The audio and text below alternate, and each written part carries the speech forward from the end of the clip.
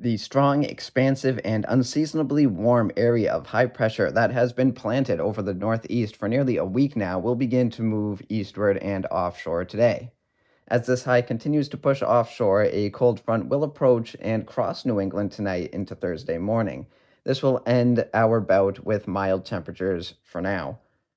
A northerly flow behind this cold front will allow for a much cooler air mass to take hold beginning on Thursday. However, the air mass was so warm preceding this front that temperatures are more keen to drop to seasonal averages rather than below average.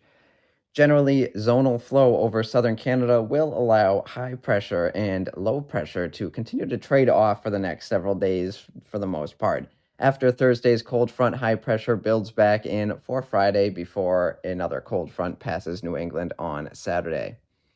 The area of low pressure associated with this cold front will likely strengthen as it passes New England to the northeast. This will result in broad cyclonic flow over New England on Saturday and Sunday. Combine this with building high pressure to the west, and it will be both chilly and breezy. Both of these incoming fronts are moisture starved and will have trouble producing much by way of showers. Both will produce more numerous showers across the northern tier of New England with very limited, if any, shower activity across southern and central areas. There is generally a better chance for a few showers with the Friday night to Saturday front, but it will be difficult for any widespread activity to develop. Wetting rains remain out of the forecast with these fronts. The building high pressure to the west for this weekend into early next week will be a cool Canadian high pressure system that drops southward.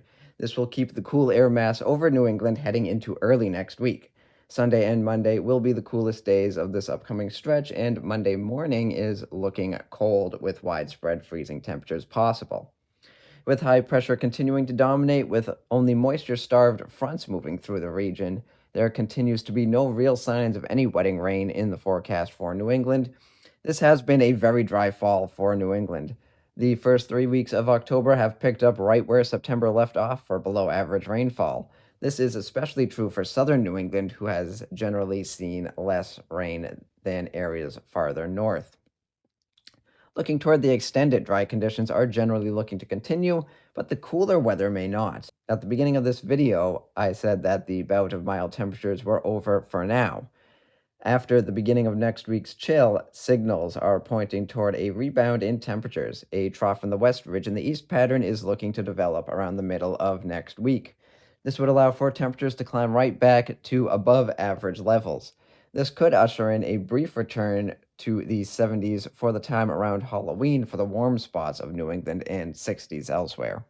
This is based on large scale factors, and exactly how mild it may or may not get will depend on how smaller scale factors set up, like potential frontal boundaries or an onshore versus offshore flow that may develop. As of now, the Climate Prediction Center has New England with anywhere from a 70 to 90% chance of above average temperatures for October 30th to November 5th.